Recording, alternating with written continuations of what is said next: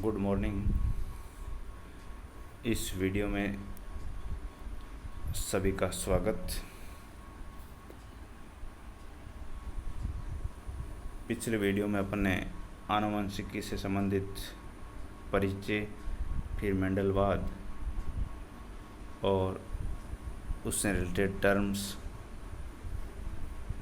इसके पश्चात gene interaction जिसको अपन ने मेंडलिज्म से डेविएशन या विचलन, इसके बारे में स्टडी किया।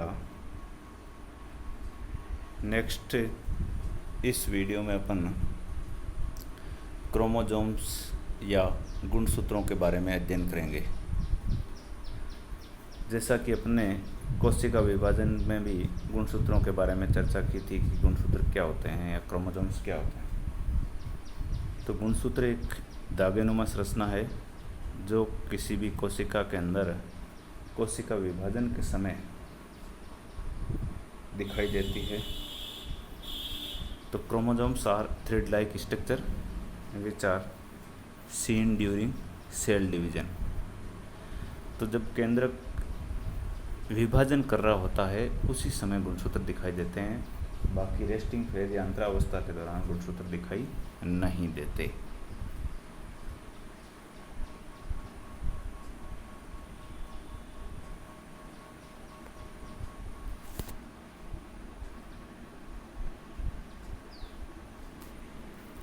इसमें अपन देखते हैं गुणसूत्र की संरचना। तो गुणसूत्र की भौतिक जो संरचना है वो कैसी होती है। तो एक टिपिकल या सामान्यीकृत गुणसूत्र है, उसकी संरचना के बारे में यहाँ चर्चा करेंगे अपन। तो एक सामान्यीकृत गुणसूत्र के अंदर निम्न 8 भाग पाए जाते हैं। पहला भाग है तनुत्वक या पेलिकल, दूसरा है पीठिका या मैट्रिक्स, तीसरा अर्ध गुणसूत्र व वर्णसूत्र जिसे क्रोमेटिड एंड क्रोमोनीमा कहते हैं, चौथा है वर्ण कणिकाएं जिसे क्रोमोमियर्स कहते हैं, पांचवा है प्राथमिक संकीर्णन व गुणसूत्र बिंदु जिसे प्राइमरी कंस्ट्रिक्शन एंड सेंट्रोमियर कहते हैं, छठा है द्वितीयक संकीर्णन या केंद्रिक संगठन सेकेंडरी कंस्ट्रिक्शन और न्यूक्लियोलर ऑर्गेनाइजेशन, सातवां नंबर पे है अनुसंगी या सैटेलाइट, आठवां है अंतखंड या टीलोमियर। तो ये 8 भाग होते हैं एक टिपिकल गुणसूत्र के।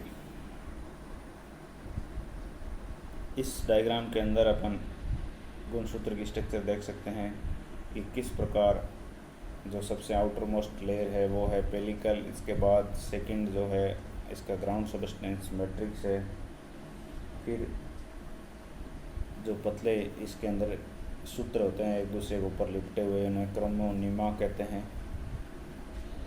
क्रोमोनीमा का ऊपर कुछ पॉइंट लाइक स्ट्रक्चर्स होते हैं छोटे छोटे जिन्हें क्रोमोमियर कहते हैं। अब इसके बाद इसमें पहला कंस्ट्रिक्शन या प्राथमिक संकीर्णन आता है जो 10वां भाग है, जिसके अंदर सेंट्रोमियर और काइनेटोकोर प्रेजेंट रहते हैं। इसके बाद दूसरा 10वां या संकरा भाग है जिसका नाम है सेकेंडरी कंस्ट्रिक्शन या न्यूक्लियोलर ऑर्गेनाइजर। इसके पश्चात का जो भाग है उसे कहते हैं सैटेलाइट या अनुसंगी। इस प्रकार एक प्रारूपिक गुणसूत्र के अपन विभिन्न भाग इस चित्र के अंदर देख सकते हैं।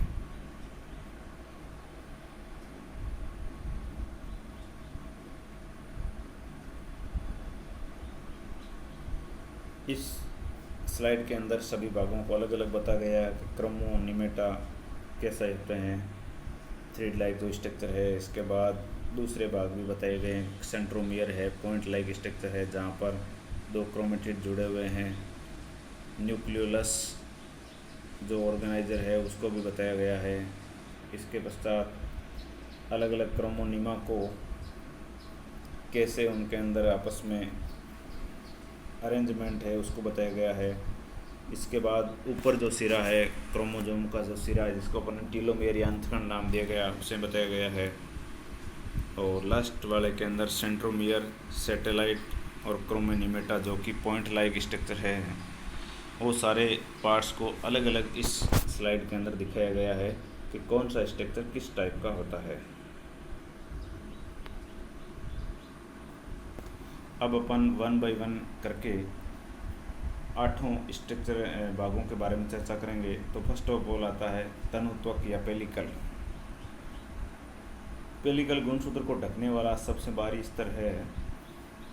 ये अत्यंत महीन होता है और किसी भी अभिरंजक द्वारा अभिरंजित नहीं हो सकता, अर्थात ये अवर्णकीय होता है। इस कारण इसे सूक्ष्म दृष्टि से देख पाना संभव होता है, लेकिन कुछ वैज्ञानिक इसकी उपस्थिति से सहमत नहीं है और इलेक्ट्रॉन सूक्ष्म दृष्टि से भी इसकी पुष्टि अभी तक नहीं हो पाई है, अर्थात ये है या नहीं अभी तक स्पष्ट नहीं है। सेकंड नंबर है पीठिका।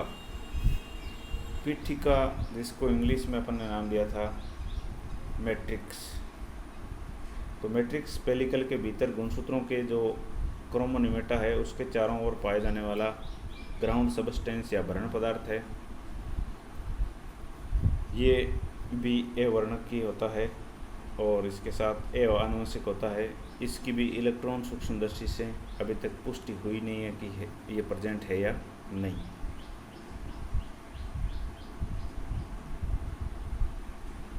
नेक्स्ट जो पार्ट है वो है इसका अर्धगुणसूत्र और वर्णसूत्र, जिसे कहते हैं क्रोमेटिड और क्रोमोनिमेटा। अर्धगुणसूत्र जो होते हैं वो मध्य अवस्था में प्रत्येक गुणसूत्र में 2 अर्धगुणसूत्र होते हैं, अर्थात जो भी मेटाफेज का क्रोमोसोम होगा उसके हाफ पार्ट जो होते हैं उसे क्रोमेटिड या अर्धगुणसूत्र बोलते हैं। और ये अर्धगुणसूत्र आपस में जिस स्थान से जुड़े होंगे उसे कहते हैं अपन सेंट्रोमियर। तो सेंट्रोमियर द्वारा दोनों क्रोमेटिड जुड़े रहते हैं और सेंट्रोमियर के दोनों तरफ क्रोमेटिड की 2 भुजाएं दिखाई देती है। अधिकांश गुणसूत्रों के एक क्रोमेटिड में 2 लंबे पतले सूत्र और पाए जाते हैं। इन सूत्र का नाम है वर्णसूत्र या क्रोमोनिमेटा। तो एक क्रोमोसोम के अंदर 2 क्रोमेटिड हुए और एक क्रोमेटिड में 2 क्रोमोनिमेटा हुए। इस प्रकार एक क्रोमोसोम के अंदर कुल 4 क्रोमोनिमेटा होते हैं और ये क्रोमोनिमेटा हर एक क्रोमेटिड के अंदर परस्पर सर्पिल रूप से लिपटे हुए रहते हैं। अब दोनों क्रोमोनिमेटा परस्पर कुंडलित होते हैं और ये कुंडलन इनमें 2 प्रकार का पाया जा सकता है। पहला कुंडलन है पैरानिमिक और दूसरा है प्लेक्टोनिमिक। पैरानिमिक जो कुंडलन है वो अपेक्षाकृत कम पाया जाता है और इसमें दोनों क्रोमोनिमेटा एक दूसरे से अंतर संबंधित कुंडलित नहीं होते और इन्हें आसानी से पृथक किया जा सकता है। जबकि प्लेक्टोनिमिक जो कुंडलन है वो अधिकतर गुणसूत्रों में पाया जाता है। इसमें गुणसूत्र जो क्रोमोनिमेटा है उनको आसानी से पृथक नहीं किया जा सकता, अर्थात जो विकसित प्रकार का कुंडलन है वो है प्लेक्टोनिमिक, जो कि अधिकतर क्रोमोनिमा के अंदर पाया जाता है। इसके अंदर अपन दोनों कुंडलनों को देख सकते हैं। पहला है आपका पैरानिमिक और दूसरा है प्लेक्टोनिमिक। तो पैरानिमिक में हल्के से एक दूसरे के ऊपर कुंडलित है, जबकि प्लेक्टोनिमिक में आप देख सकते हैं कि आपस में रस्सी की तरह अच्छी तरह गूंथे हुए हैं, जिनको पृथक करना आसान नहीं है। तो अधिकतर अपन ने बताया कि जो सेकंड वाला कुंडलन है प्लेक्टोनिमिक वो पाया जाता है। अब जो नेक्स्ट है पॉइंट वो है अपना वर्ण कणिकाएं या क्रोमोमियर। तो क्रोमोमियर क्या होते हैं कि जो अर्धसूत्री गुणसूत्र है अर्धसूत्री विभाजन के दौरान उसकी क्रोमोनिमा पर रेखीय क्रम में अनेक गहरी अभिरंजित संहतियां पाई जाती है। अब इन संहतियों को अपन क्रोमोमियर या वर्ण कणिकाएं कहते हैं। इनकी उपस्थिति के कारण जो क्रोमोनिमा है वो अपन को मोतियों की माला, बीड्स ऑन स्ट्रिंग जैसी स्ट्रक्चर दिखाई देती है। और जो क्रोमोमियर है वो ये स्थल है जहाँ पर आनुवंशिक इकाइयाँ या जीन पाए जाते हैं। हर एक क्रोमोनिमा पर क्रोमोमियर की संख्या और उनका स्थान सदैव निश्चित होता है। इस प्रकार जीन्स जो है वो क्रोमोमीयर्स पर पाए जाते हैं,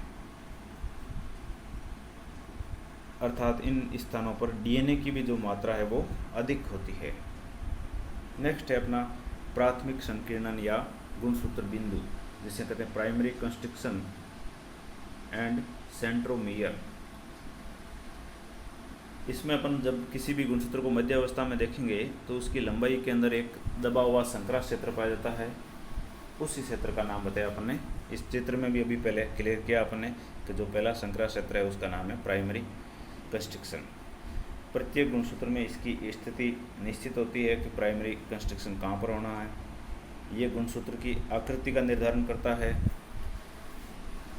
कि किस प्रकार की गुणसूत्र की आकृति होगी, वो उसके प्राइमरी कंस्ट्रक्शन पर निर्भर करेगा। प्राथमिक संकीर्ण क्षेत्र में एक और संरचना पाई जाती है जिसका नाम है गुणसूत्र बिंदु या सेंट्रोमियर, और वहीं उसी सेंट्रोमियर से किसी भी गुणसूत्र के दोनों क्रोमेटिड आपस में जुड़े हुए रहते हैं। सामान्यतः एक गुणसूत्र में एक सेंट्रोमियर होता है, लेकिन कभी कभी इसकी संख्या एक से अधिक भी हो सकती है। तो सेंट्रोमियर की संख्या के आधार पर गुणसूत्र 4 प्रकार के होते हैं: एक केंद्री, द्विकेंद्री, बहुकेंद्री और एक केंद्री। एक केंद्री गुणसूत्र ऐसा होता है जिसके अंदर सेंट्रोमियर की संख्या 1 होती है, द्विकेंद्री के अंदर सेंट्रोमियर की संख्या 2 होती है, बहुकेंद्री के अंदर सेंट्रोमियर की संख्या 2 से अधिक होती है, और एक केंद्री के अंदर सेंट्रोमियर होता ही नहीं है। तो खंडित गुणसूत्रों के जो टुकड़े होते हैं वो प्राय एक केंद्री होते हैं।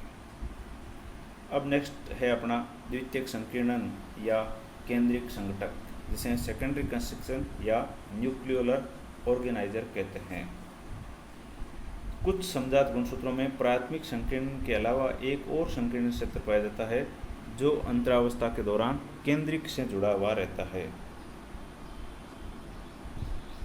तो ये सारे गुणसूत्रों में नहीं पाया जाता, कुछ में पाया जाता है, और वो कहाँ पर होगा? अंतरावस्था के दौरान केंद्रिक या न्यूक्लियोलस से जुड़ा हुआ होगा। इसका जो मेन काम है वो है केंद्रिक निर्माण में भागीदारी, अर्थात केंद्रिक का निर्माण है ये सेकेंडरी कंस्ट्रक्शन के द्वारा संपन्न होता है।